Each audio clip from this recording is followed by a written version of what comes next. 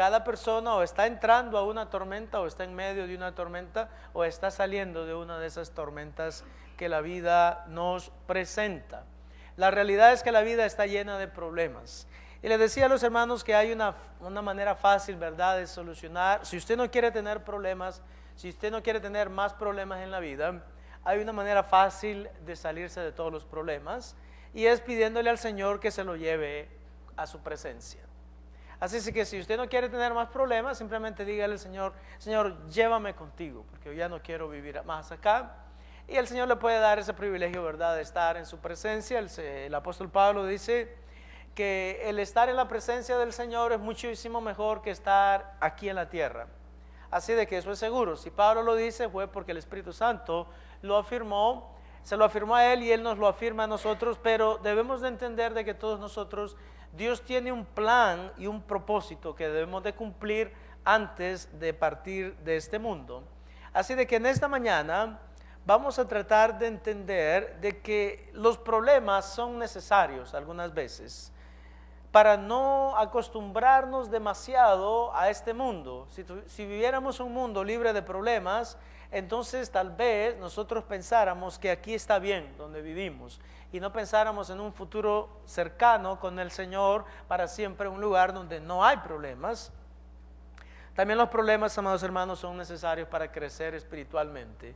Las personas que no tienen problemas son personas que no han crecido espiritualmente, porque todo le ha salido bien o porque nunca han enfrentado dificultades en la vida, y solamente el que ha enfrentado dificultades ha aprendido a confiar en el Señor y has aprendido de que la realidad es que los problemas tienden a moldearnos.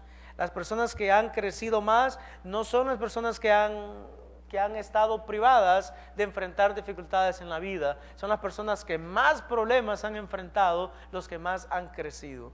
Así de que si usted quiere crecer espiritualmente hablando, muy probablemente el Señor le va a permitir de que pase por un sinnúmero de situaciones de dificultad. En esta vida hay dos tipos de problemas y me gustaría que todos lo entendiéramos. El primer tipo de problemas son los problemas esperados. Los problemas esperados le llamo yo a todas aquellas cosas que son provocadas por mis malas acciones. Si usted normalmente camina a exceso de velocidad, tenga pendiente que pronto va a tener un problema. El problema que va a tener es que lo va a parar la policía y le va a poner un ticket. Muy posiblemente va a tener que ir a corte, va a tener que pedir permiso del trabajo para poder ir a corte, etcétera, etcétera. Entonces hay problemas que nosotros mismos nos los planificamos. Cuando usted habla mal de alguien, eso lo va a meter a problemas. Cuando usted dice lo que no debe de decir, eso lo va a meter a problemas. Cuando usted miente, usted se va a meter a problemas. Así que hay que tener mucho cuidado porque en cierta manera muchos de los problemas en que nosotros nos metemos son ocasionados porque nosotros no tenemos cuidado de qué es lo que hacemos, qué es lo que decimos y de la manera que estamos conduciendo, de la manera que estamos expresándonos, y eso nos va a meter a problemas. Usted puede estar convencido de eso. Pero hay una segunda categoría de problemas y son los problemas inesperados. Los problemas inesperados son aquellos que son causados o provocados por los demás o que están fuera de nuestro control. Y la realidad es de que de vez en cuando nos van a venir esos tipos de problemas que yo realmente no me lo busqué. Por ejemplo, yo creo que Agustín, ¿verdad?, y Celeste es un buen ejemplo de un problema en el sentido de que ellos no lo andaban buscando. Yo les aseguro de que Agustín ese día no se levantó en la mañana y dijo: amén, qué bonito fuera de que alguien me diera por detrás, ¿verdad?, en el carro, qué bendición más grande. La realidad es que no, a mí simplemente alguien le dio por detrás de su carro y eso no es planificado, verdaderamente. Entonces hay cosas que nosotros no planificamos y en cierta forma de algo podemos estar seguros y es de que si el Señor permite que algo suceda en mi vida, de lo cual yo no he provocado, de lo cual yo no tengo control, entonces Él tiene un propósito con eso. Todo problema que no es ocasionado por nosotros mismos, Dios tiene un propósito con eso. Los problemas que tú te buscas, lamentablemente, no necesariamente es la voluntad de Dios. Tú podrías haberlo evitado si no hubieras abierto tu boca tan grande, tú pudieras haberlo evitado si no hubieras hecho lo que hiciste, pero de todas maneras ya lo hiciste. Y ahora debes de entender de que lo que tenemos que aprender es cómo evitarlos en el futuro. Los problemas que ya sucedieron, ya sucedieron. Las ocasiones en las cuales yo fui tentado y cedí a hablar lo que no debía de hablar, decir lo que no debía de decir, manejar a la velocidad que no debía de manejar, todas esas cosas deben de enseñarnos que en el futuro no debemos hacerlas. Pero no necesariamente están dentro del plan de Dios, ni tampoco, ¿verdad?, son cosas que no pudiéramos evitar. En esta mañana vamos a estar hablando de las situaciones de la vida que no podemos evitar. Déjeme decirle que los problemas van a venir, y una cosa es importante para comenzar en esta mañana. Me gustaría dejar claro y decirles a todos ustedes y a mí también, de que cuando venga algún problema, lo peor que podemos hacer es preocuparnos por la situación. ¿Sabe lo que dice la Biblia en el libro de Mateo? De que nada te sirve de que tú te preocupes por los problemas de la vida. Absolutamente nada vas a solucionar con preocuparte. El Señor Jesucristo dijo: ustedes creen de que porque tú te preocupes tú le vas a añadir a tu estatura un codo. Y verdaderamente en el idioma original lo que Jesucristo estaba diciendo: ¿tú crees verdaderamente que tú vas a solucionar tus problemas con preocuparte por ellos? ¿Tú piensas verdaderamente de que tú le vas a añadir a tu vida un día más simplemente porque te preocupaste más hoy que ayer? La realidad es lo contrario. Lo más que nos preocupamos, lo menos que vamos a vivir en este mundo. Por eso es que los cristianos y los hijos de Dios debemos de preocuparnos poco por las cosas que nos sucedan. Si está dentro de la voluntad de Dios, Dios tiene un plan perfecto, y yo sé de que Dios me va a sacar de la situación en que estoy. En esta mañana vamos a estar hablando entonces de cómo lidiar con los problemas de la vida cuando no son provocados, cuando yo no mismo los he ocasionado. También podemos aprender, ¿verdad?, a lidiar con los problemas de la vida cuando yo los ocasioné, pero lo primero que tenemos que aprender es abstenernos de meternos en problemas innecesarios.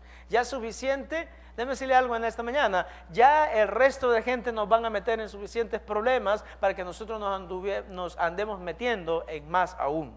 Tenemos que ser inteligentes y sabios y pensar: yo sé de que en mi vida van a haber situaciones de dificultad, por lo tanto yo, en lo que depende de mí, debo de mantenerme alejado de todo tipo de problemas que yo los haya provocado. El Señor Jesucristo iba a decir no, pero el apóstol Pablo nos dice de que nosotros debemos de asegurarnos de que en lo que depende de nosotros estemos en paz con todo el mundo.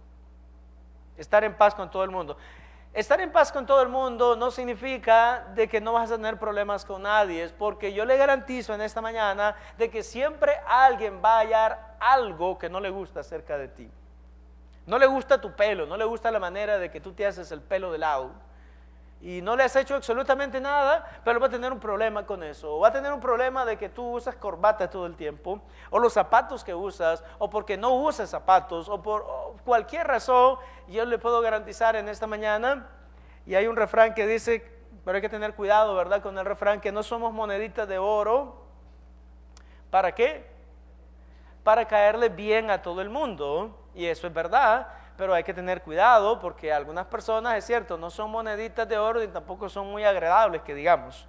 Entonces, para poder estar en una situación de que tú puedas decir realmente, yo estoy bien en lo que depende de mí con todo el mundo, vamos a tener que tener una actitud de que refleje el amor de Cristo, de que refleje el amor de Dios en nosotros, y de vez en cuando, no importa, siempre a alguien no le vas a caer bien. Si tú no le caes bien a alguien, no te preocupes si no eres tú el problema. Si eres tú el problema, entonces trata de corregir la situación. Porque la realidad es, amados hermanos, de que es parte de la vida. Yo creo de que si usted le cae bien a todo el mundo, yo he llegado a la conclusión de que algo está mal contigo. Porque para caerle bien a todo el mundo significa que yo siempre tengo que estar de acuerdo con todo el mundo. Y si quiero estar de acuerdo con todo el mundo, entonces le voy a caer mal a la persona que no está de acuerdo con lo que el otro está de acuerdo. Por eso es que tú debes de tener tu propia identidad y debes de saber qué es lo que crees, qué es lo que piensas, y actuar de acuerdo a lo que la Biblia enseña y pensar: Dios quiere que yo actúe de esta manera y de esta manera es la que voy a actuar. O sea, no tenemos todas las mañanas, en verdad, como dijo alguien, sacar una banderita para ver qué lado está soplando el viento. Si tú sabes que cristianamente es la dirección que debes de seguir, entonces es la dirección que debes de seguir. Va a haber gente que no le va a gustar, pero debemos de estar apercibidos de que lo que importa en este mundo, me gustaría enfatizarlo en esta mañana, lo que importa en este mundo es agradar a Dios. Lo interesante es de que si tú agradas a Dios, vas a tener menos problemas en la vida. Yo le garantizo eso, es una verdad bíblica. Lo más que yo le agrado a Dios, lo menos problemas que voy a tener. Porque cuando tú vives guiado y bajo el dominio de la dirección del Señor y el control de Dios en tu vida y tus acciones van a ser más inteligentes. Tú vas a pensar mejor, vas a actuar mejor, vas a tener discernimiento, vas a tener sabiduría, y el Señor te va a decir qué no decir. Estudiamos el libro de Eclesiastés capítulo número 3 en esta mañana, y dice la Biblia que hay tiempo para hablar y hay tiempo para callar. En veces lo mejor que puedes hacer es quedarte con tu boca cerrada, no decir absolutamente nada, aunque estés ansioso de hablar. Dice la palabra del Señor que en las muchas palabras no falta el error, y vas a cometer error. De vez en cuando hay que hablar. La sabiduría es saber la diferencia entre cuándo debo de hablar y cuándo debo de callar. Dice la Biblia, amados hermanos, que aún el necio cuando calla se le es contado por sabio. Aún el necio cuando calla se le es contado por sabio. Hoy estudiaremos 4 cosas que tenemos que hacer cuando nos encontramos en algún problema serio, y la historia la vamos a tomar del libro de Mateo capítulo número 8, que ya lo leyeron ustedes. Así que vamos a pasar rápidamente a la primera cosa que tenemos que hacer cuando estamos pasando por dificultades serias en la vida. Vamos a mirar cuál es la primera. Lo primero es reconocer que el Señor ya es una realidad en nuestras vidas. La diferencia fundamental entre un cristiano y un no cristiano es que nosotros tenemos al Espíritu Santo viviendo en nosotros, y Jesucristo mismo vive en nosotros. Jesucristo mismo vive en nosotros. Pero tenemos que reconocer que el Señor ya es una realidad en nuestras vidas. ¿Por qué no miran ustedes lo que dice Mateo 8 y el verso número 23? Y entrando él en la barca, sus discípulos le siguieron. Cuando dice la Biblia de que Jesús entró en la barca, significa, amados hermanos, de que Jesucristo estaba con sus discípulos. En esta mañana a mí me gustaría decirle y expresarle de que la barca es símbolo de la vida. La barca en este pasaje específico es símbolo de la vida de cada uno de nosotros. Es símbolo de nuestra existencia humana. En este pasaje la barca es símbolo de mi vida, los discípulos nos representan a nosotros, Jesucristo representa a Jesucristo, la tormenta que se va a levantar más tarde simbolizan los problemas y dificultades que vamos a tener en la vida. En este pasaje nosotros entendemos de que Jesucristo ya está en la barca, Jesucristo ya está con sus discípulos. En esta mañana me gustaría decirle de que Jesucristo ya está con nosotros. Si usted ha creído en Jesucristo, Jesucristo ya es una realidad en su vida, pero tenemos que asegurarnos que hemos creído en Jesús. San Juan capítulo número 1, iniciando en el verso número 11, dice: a los suyos vino y los suyos no le recibieron. Mas a los que le recibieron, a los que creen en su nombre, les dio potestad de ser hechos hijos de Dios, los cuales no son engendrados ni de sangre, ni de carne, ni de voluntad de varón, sino de Dios. Eso significa de que si Jesús está en tu vida, si tú has creído en Él, tú has sido engendrado por Dios. Tú ya no eres una persona que obedece a los instintos de la carne. Debes de obedecer a los instintos espirituales que Dios pone en ti, la guianza, la dirección de Dios que te dice qué es lo que debes de hacer, cuándo debes de hablar, cuándo no debes de hablar, cuándo debes de callar, cuándo debes de actuar, cuándo no debes de hacer absolutamente nada. Nosotros los hijos de Dios, dice la Biblia, somos guiados por Dios. Segundo, debemos entender nuestra posición en Cristo. ¿Por qué no van conmigo al libro de Romanos? El libro de Romanos nos dice cuál es la posición que tenemos en Cristo. Antes no éramos hijos, antes no éramos hijos del Señor, no teníamos una relación con Él, pero en este tiempo dice la Biblia que nuestra situación ha cambiado. Noten el verso 14, porque todos, ¿ya están ahí? Romanos capítulo número 8 y el verso número 14. Porque todos los que son guiados por el Espíritu de Dios, estos son hijos de Dios. Pues no habéis recibido el espíritu de esclavitud para estar otra vez en temor, sino que habéis recibido el espíritu de adopción por el cual clamamos, Abba, Padre. El Espíritu mismo da testimonio a nuestro espíritu de que somos hijos de Dios. Usted que ha creído en Cristo, usted es hijo de Dios. Usted que ha creído en Cristo puede clamar delante de Dios y decirle: Abba, Padre, tú eres mi Padre Celestial, tú debes de ayudarme, tú debes de socorrerme, tú debes de sacarme adelante, tú me puedes dar la victoria, tú me puedes dar el triunfo en todas mis dificultades. Tercero, tenemos que entender que Dios está con nosotros todo el tiempo. Jesucristo dijo, amados hermanos, en el libro de Mateo capítulo 28, que Él iba a estar con nosotros todos los días, aún hasta el fin del mundo. Eso dice Mateo capítulo 28. Jesucristo nos expresa la realidad de que el cristiano nunca está solo. Si usted está en Cristo y usted ha recibido a Cristo, usted tiene una relación personal con Cristo, usted nunca está solo. Cuando viene un problema, usted debe de entender de que Dios ya está contigo, Cristo ya está contigo, el Espíritu Santo ya está contigo, así como Jesucristo estaba con sus discípulos en la barca, en ese momento histórico en la historia de sus discípulos, así también Jesús está con nosotros todo el tiempo, en cualquier dificultad. Cuando las cosas andan bien, Jesús está con nosotros. Cuando las cosas andan mal, Jesús está con nosotros. Entonces nosotros los cristianos jamás estamos solos. El segundo punto que me gustaría presentarles en esta mañana, basado en la Escritura, es que tenemos que asegurarnos que somos seguidores de Jesucristo. Tenemos que asegurarnos que somos seguidores de Jesucristo. Mateo capítulo número 8 y el verso 23 dice lo siguiente: y entrando él en la barca, esto es Jesús, sus discípulos le siguieron. Una cosa es segura en la Biblia, y es que los 12 eran discípulos, seguidores de Jesucristo. Estaban para hacer lo que su maestro les dijera. A donde Jesucristo les indicaba que necesitaban ir, ahí iban ellos. Donde Jesucristo les mencionaba que necesitaban visitar, ahí iban ellos. Eran seguidores fieles de Jesucristo. Pero nosotros también tenemos que entender y tenemos que asegurarnos que somos seguidores de Jesucristo. Ahora, ¿cómo usted puede asegurarse de que es seguidor de Jesucristo? ¿Cuáles son las características de una persona que es seguidor de Jesucristo? ¿Cómo sabe usted que es discípulo de Jesús? ¿Cómo sabe usted de que realmente usted ha establecido una relación con el Señor y tal es su relación que usted está dispuesto siempre a hacer lo que el Señor le dice?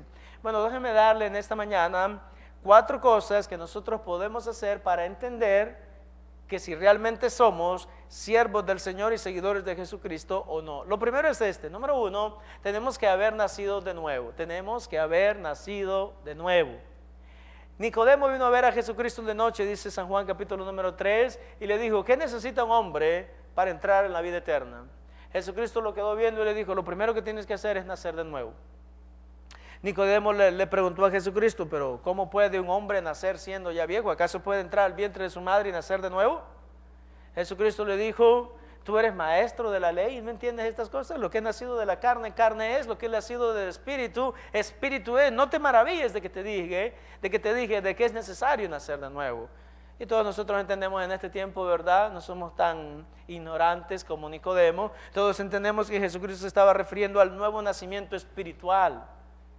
Pero ¿cómo sé yo de que yo soy seguidor de Jesucristo si he nacido de nuevo? Si usted no ha nacido de nuevo, usted todavía no es seguidor de Jesucristo, no es siervo de Jesucristo, no es discípulo de Jesucristo. La segunda manera de que yo puedo verificar de que realmente soy seguidor de Jesucristo es si soy una nueva persona. Recuerde esto siempre: si usted es una nueva persona, usted es seguidor de Jesucristo, porque Cristo me ha cambiado, Cristo me ha transformado. ¿Qué es lo que dice 2 Corintios 5:17? Si alguno está en Cristo, nueva criatura es, las cosas viejas pasaron, he aquí todas son hechas nuevas. Mi forma de pensar cambió, mi forma de ver las cosas cambió, la manera de que yo me relaciono con las personas cambió, la persona de actuar ha cambiado, la manera de actuar ha cambiado, la manera de ver las cosas ha cambiado mi perspectiva de la vida. Soy una persona diferente, soy una persona nacida de nuevo, soy una persona de que vivo para Cristo, así como dice Gálatas 2:20.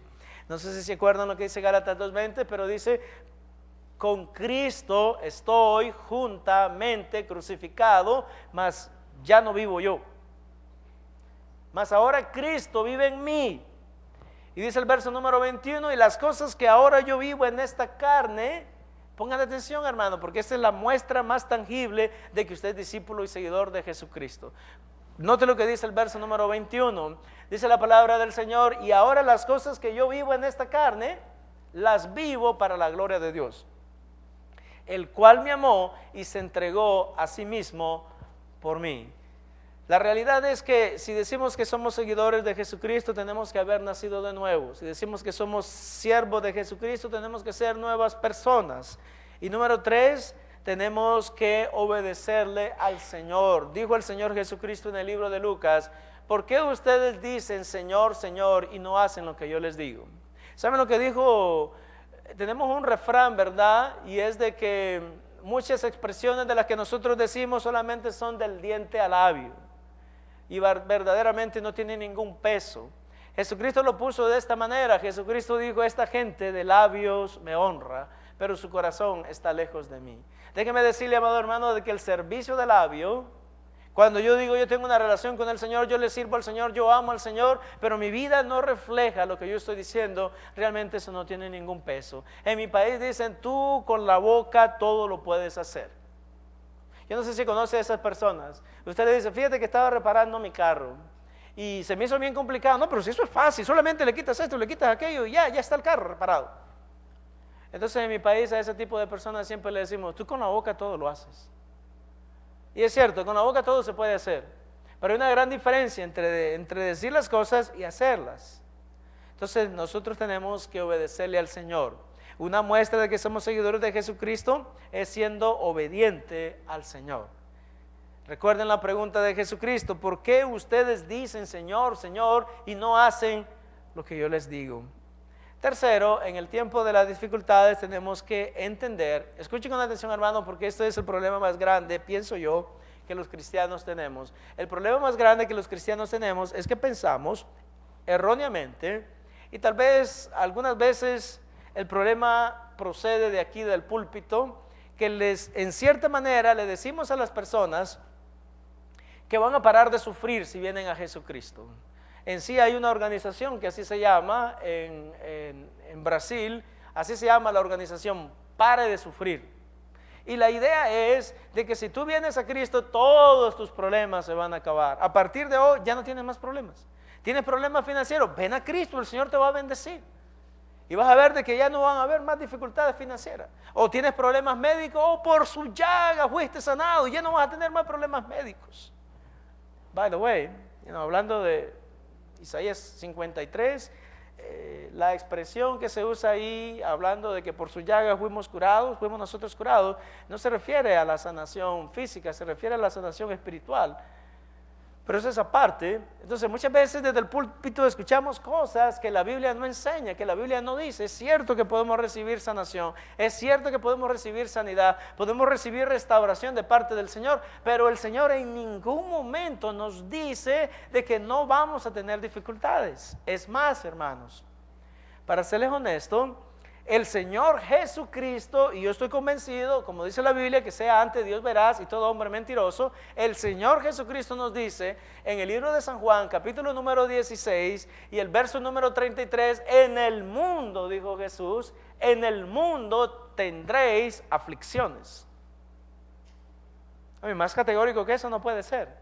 El mismo Señor Jesús, creador del cielo y de la tierra, que vive en nosotros y que nos ha dado la salvación, nos ha dado la redención, nos va a dar la glorificación. Él nos dice de una manera completamente contundente: en el mundo van a tener problemas. ¿Pero qué sigue diciendo el Señor Jesucristo? Pero no se preocupen, dijo Él, ¿sí? Ese es el punto. El punto no es de que no voy a tener problemas, el punto es que yo sé en quién estoy confiando a la hora de los problemas. A la hora de las dificultades en las cuales yo no me he metido, otros me han metido, o tal vez Dios está permitiendo de que algo suceda en mi vida. El Señor Jesucristo me dice: en el mundo vas a tener problemas, pero tú no debes de centrarte en el problema, tú debes de centrarte en mí, porque en el mundo van a tener problemas, pero confíen, porque yo, dijo Jesús, yo he vencido al mundo. Esa es una promesa de parte de Dios para nosotros. El Señor ya venció. El Señor ya venció todos los problemas en mi vida, y si Él permite de que yo esté pasando por algún problema, Él tiene un propósito con eso. Y eso lo vamos a ver en un segundo. Lo primero que tenemos que entender entonces es que Jesús nos anunció que íbamos a tener problemas, por lo tanto, las dificultades son parte de la vida. Número 2, que los problemas son algo natural. Los problemas son algo natural en nuestras vidas. Los voy a invitar que vayan al libro de Santiago, porque lamentablemente, como le digo, se está predicando mucho un evangelio que no es el evangelio de Jesucristo. Se está predicando un mensaje que no es el mensaje bíblico. Y se le está enseñando a muchas personas erróneamente de que los cristianos no deben de sufrir, de que los cristianos no deben de padecer, de que los cristianos nunca van a pasar por dificultades. Y déjenme decirle de una manera sincera, pero de una manera bien clara, de que eso es mentira del mismo diablo.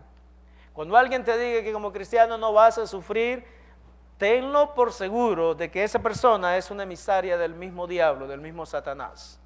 Porque las personas que me dicen las cosas que la Biblia no me dice, solo hay dos lugares, dos fuentes de donde pueden salir las cosas. O las cosas vienen de Dios o las cosas vienen del diablo. Y si Dios me dice a mí de que voy a tener problemas en la vida, entonces yo le tengo que creer a Dios y no tengo que creer la mentira del diablo. Porque hay muchas personas que son emisarios del mismo diablo y nos van a decir que el cristiano no tiene que sufrir.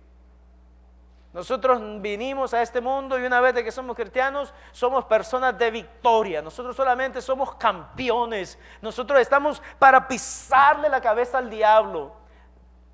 Déjeme decir que todo eso se oye bonito y se oye excitante realmente, pero no es la verdad bíblica.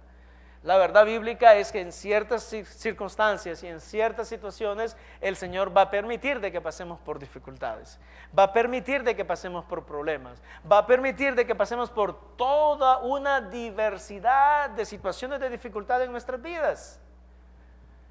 Lamentablemente, parece que la gente no lee lo que dice Santiago, capítulo número 1. Santiago capítulo número 1, en el verso número 2, note lo que dice.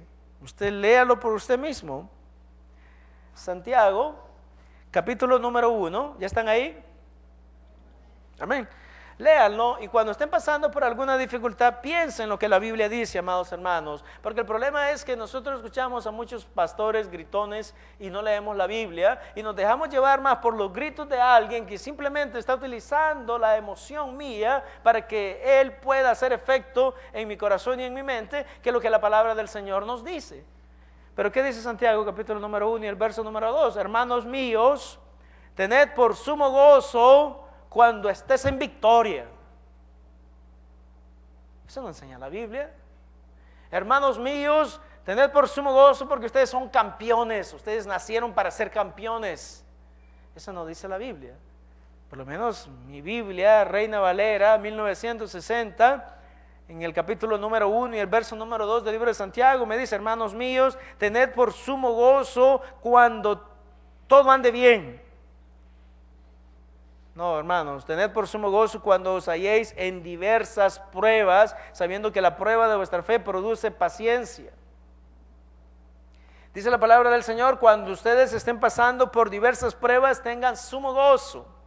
Las personas que han estudiado y que han estado en la universidad, usted sabe perfectamente el sistema de calificaciones de la universidad. Lo más alto, hablando de porcentaje promedio, es de 4 puntos. Si tú tienes 4 puntos en la universidad, entonces cuando tú te gradúas summa cum laude, que es lo más alto que te puedes graduar. Después está magna cum laude, que está bien cerca de summa, y después está cum laude.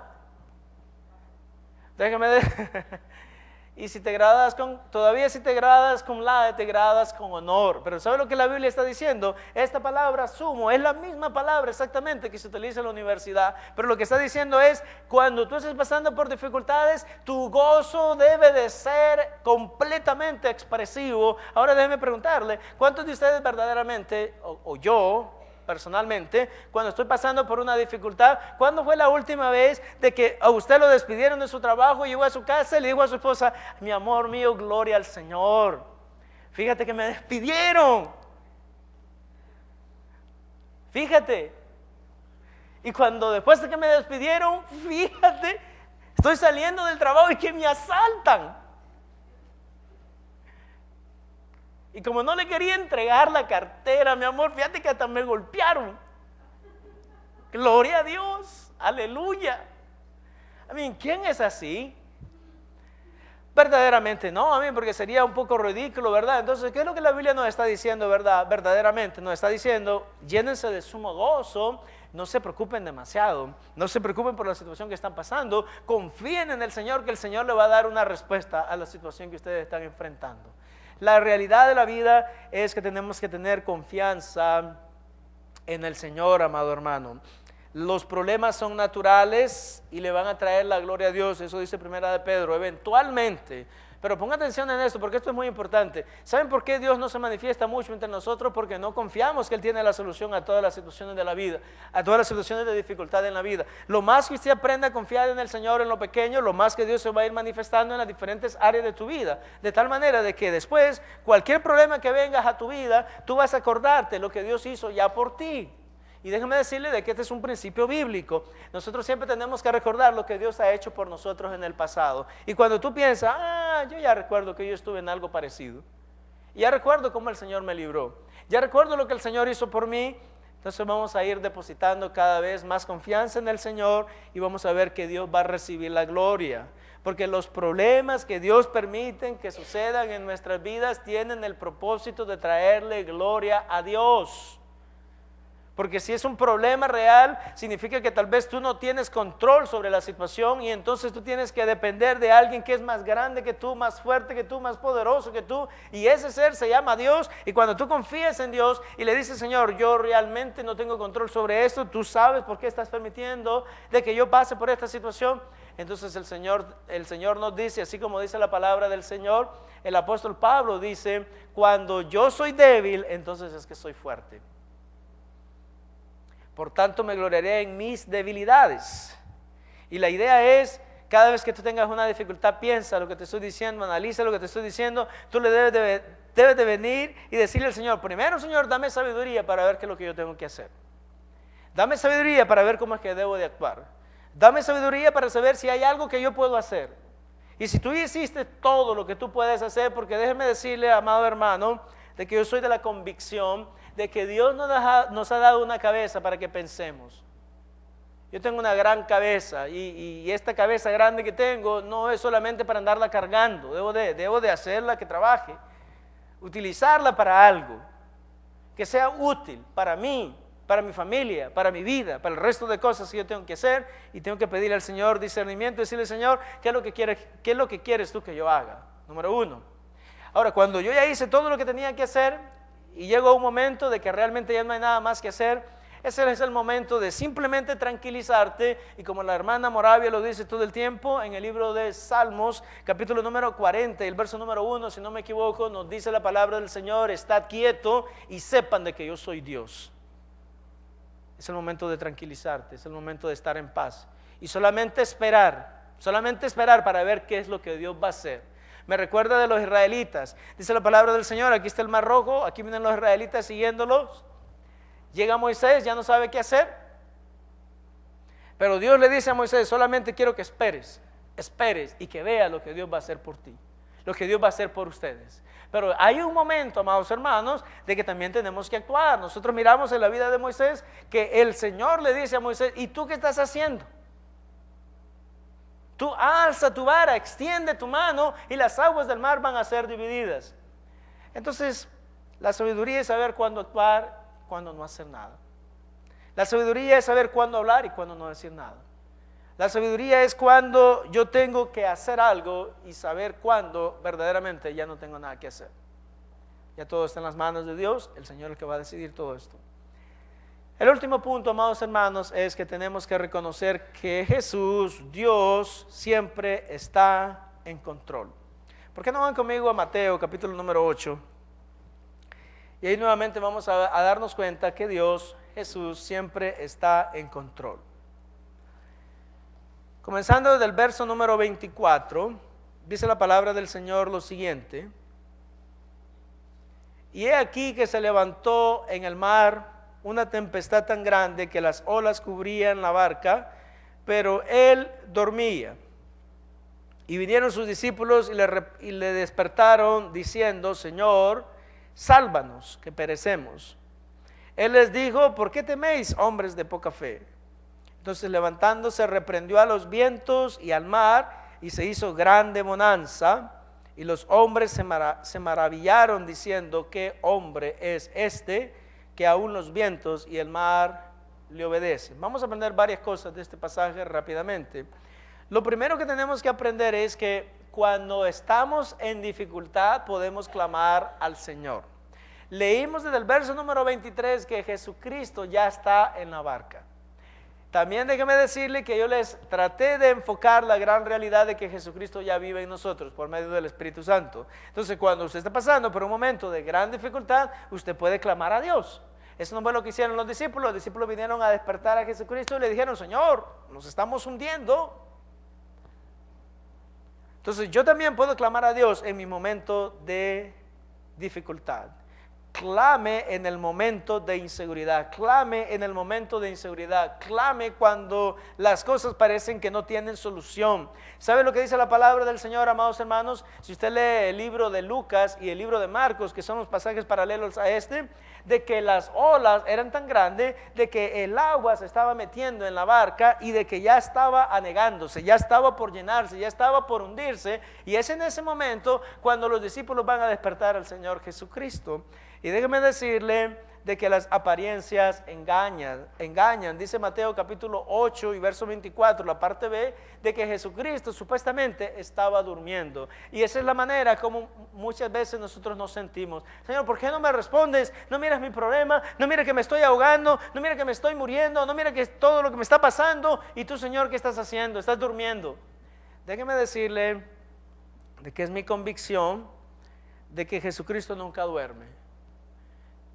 El Espíritu Santo está presente en nosotros. El Espíritu Santo está mirando lo que está pasando. El Espíritu Santo sabe exactamente lo que está sucediendo. Y el Espíritu Santo nunca está tarde. Dios nunca está tarde. Los discípulos fueron a despertar a Jesús porque supuestamente Jesucristo no se daba cuenta de lo que estaba sucediendo. Pero déjame decirle en esta mañana que entendiendo que Jesucristo es Dios, nosotros tenemos que creer y tenemos que comprender de que Él perfectamente sabía lo que estaba sucediendo. ¿Qué es lo que dice la Biblia en el verso número 25? Dice la palabra del Señor, y vinieron sus discípulos y le despertaron diciendo, Señor, sálvanos, que perecemos. Él les dijo, ¿por qué teméis, hombres de poca fe? Entonces, dos cosas nos dice el Señor a nosotros también en esta mañana, y es que tenga fe y no tenga temor. Tenga confianza y no tenga temor. El temor nos paraliza, la fe nos afianza en nuestra confianza en Dios y nos da la posibilidad de ver el milagro de Dios que va a obrar tan solo si nosotros podemos confiar en Él. Reconozca el control de Dios sobre la situación. Amados hermanos, una de las cosas que yo he aprendido en la vida y es esto, que lo más importante que nosotros tenemos es la vida. Verdaderamente, lo más importante que usted tiene es la vida. Lo más importante que usted tiene no es su trabajo, no es su casa, no son las cosas materiales que tenemos. Lo más importante que nosotros tenemos es nuestra vida. Yo lo entendí una vez cuando estaba en el ejército, allá en Nicaragua, y recuerdo que estábamos aprendiendo a cómo usar batería antiaérea.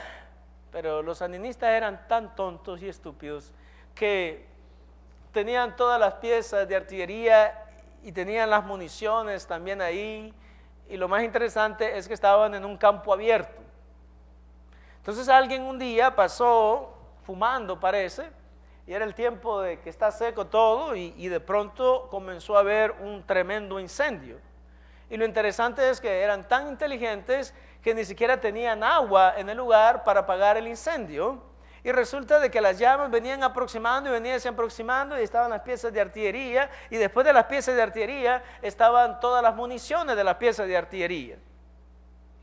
Entonces el fuego viene y entonces el comandante que estaba con nosotros nos dijo, agarren las palas y vamos a echarle tierra al fuego. Déjeme decirle de que era difícil apagar un fuego con tierra, ¿verdad? Está bien difícil apagar un fuego con tierra. Y recuerdo el último llamado de atención que nos hizo el comandante. ¡Córranse todos! A mí, la última orden que nos dio fue la mejor de todas, realmente. ¡Córrense! ¡Sálvense! Y todo el mundo corriendo por su vida. Verdaderamente, ahí no te preocupabas por nada más, solamente por salvarte. Y es hasta ese momento, por lo menos yo me doy cuenta ahora, que lo más grande que tenemos en la vida es la vida. Eso es lo más grande, eso es lo que más vale. No, por eso el Señor nos dijo, aunque tengan ustedes que comer y tengan que vestirse, básicamente está hablando de la vida. Está hablando de la vida, porque eso es lo más importante.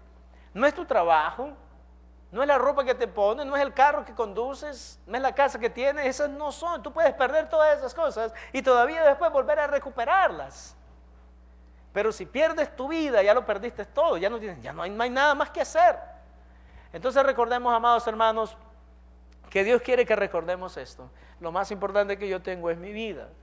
Por lo tanto, no debo tener temor cuando las dificultades vienen, porque lo peor que me puede pasar es que yo muera. Hablando en el sentido físico, obviamente, ¿verdad? En el sentido espiritual, pues ya estoy con el Señor, ya estoy mejor, pero en el sentido físico es lo peor que me puede pasar en este mundo. Reconozca que Dios tiene el control de la situación. Nota lo que dice Mateo 8:26. A mí me encanta este pasaje porque me dice del control que Dios tiene sobre todas las cosas. Dice la Biblia en Mateo capítulo 8 y el verso número 26, Él les dijo, ¿por qué teméis, hombres de poca fe? Entonces levantándose reprendió a los vientos y al mar y se hizo grande bonanza. Les digo, amados hermanos, lo interesante es que Jesucristo se puso de pie, muy posiblemente la barca ya estaba anegada, eso dice la Biblia en el libro de Lucas y en el libro de Marcos. Sin embargo, Jesús se levantó, inmediatamente quedó el viento y le dijo, usted viento, se me calma inmediatamente, ¿ok? Me recuerda, ¿verdad? Tal vez como cuando tú le dices a tu hijo, mira, ya te dije que te callaras, ok, la próxima vez sigues hablando, te va a meter a problemas. Pues esa es la cualidad y esa es la capacidad y ese es el poder que Jesucristo tiene. El Señor Jesucristo se levantó, se puso de pie y le dijo al viento, viento, cálmense ya, ok, no más. Y alguien dijo perfectamente que ese día el Señor hizo un doble milagro, porque no solamente le dijo al viento, pero también le dijo a las aguas en ese mismo momento, ustedes cálmense, ok, también. Así que tú te me calmas y tú también. Ya, tranquilo, ¿no? Agárrenla suave. Amados hermanos, déjenme decirles de que cuando nosotros fuimos a Nicaragua el año pasado, creo que el año pasado, ya pasó un año. Cuando fuimos a Nicaragua el año pasado, honestamente, yo no entendía este pasaje hasta que fui a Nicaragua y fuimos al lago de Granada, que está en Granada, así se llama la ciudad, pero es uno de los lagos más grandes del mundo. El lago que hay en Nicaragua, el lago de Managua, el lago de Nicaragua le llama, o de Granada. Pero déjeme decirle, y me recuerda de este pasaje, porque recuerdo de que había viento y nosotros íbamos en esa lancha y realmente no era muy insegura la lancha, pero honestamente yo miraba las olas, porque habían olas en el lago, y ahora entiendo por qué dice la Biblia que habían olas ahí en el lago de Galilea, que la Biblia está hablando, habían olas y por lo menos yo iba con un miedo terrible, honestamente, iba con un miedo terrible porque en primer lugar, iba toda mi familia ahí. Segundo, yo no sé ni nadar y al que van a tratar de salvar es a mí, porque tal vez el resto todos saben nadar. Pero cuando nos bajamos y regresamos, yo le dije a mi hermano, que por cierto mi hermano es bien valiente, bien vago y todo, pero le dije, brother, le digo, fíjate que yo iba con un miedo terrible en esa lancha. Y él me dijo, ¿y tú qué crees? Yo también. Yo también iba muerto de miedo. Pero ¿saben qué? De esto me acuerdo de que el chavalito, porque era un muchachito como de 13, 14 años que iba manejando la barca, él iba hasta cantando, el barco dando brinco, y él muy tranquilo manejando como que si fuera la gran cosa. Y me acordó de Jesucristo. ¿Sabe lo que dice la Biblia? Dice la Biblia de que Jesucristo estaba en la popa. Básicamente toda embarcación tiene dos partes, la proa es la de adelante, la popa es la parte de atrás. ¿Y Jesucristo qué estaba haciendo en la popa? Dice la Biblia, dice que estaba durmiendo. Y me recuerda del muchacho manejando su barquito y yo por lo menos con un madre miedo, mi hermana con madre miedo, los dos hombres que íbamos ahí. Pero amados hermanos, déjenme decirle que cuando Jesucristo está con nosotros, nosotros no tenemos que temer. No tenemos que temer. Porque si Cristo vive en nosotros y Él está en nosotros, nosotros podemos tener confianza. a pesar de las tormentas, a pesar de los brincos, a pesar de que el agua se está metiendo, a pesar de que las cosas parecen que no tienen solución, cuando estamos con el Señor podemos tener confianza. Y por eso le podemos dar a Dios la gloria. Dice el verso número 27, específicamente, y los hombres se maravillaron diciendo, ¿qué hombre es este que aún los vientos y el mar le obedecen?